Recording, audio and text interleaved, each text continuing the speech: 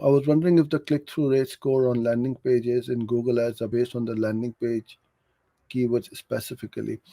Okay, so the more relevant the search query to the keyword to the ad is, the higher the CTR is going to be. So if somebody's searching for red apples, the red apple keyword is triggered and matches that query, and the ad shows red apples. But if you put in your ad copy golden apples or green apples, then I'm less likely to click on the ad because I'm looking for red ones and not green or golden ones.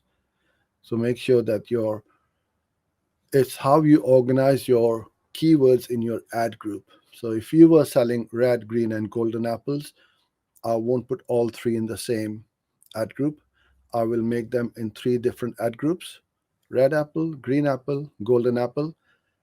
Then the ad will read, buy red apples here, buy green apples, buy golden apples. And that way your CTRs will be as high as it could be.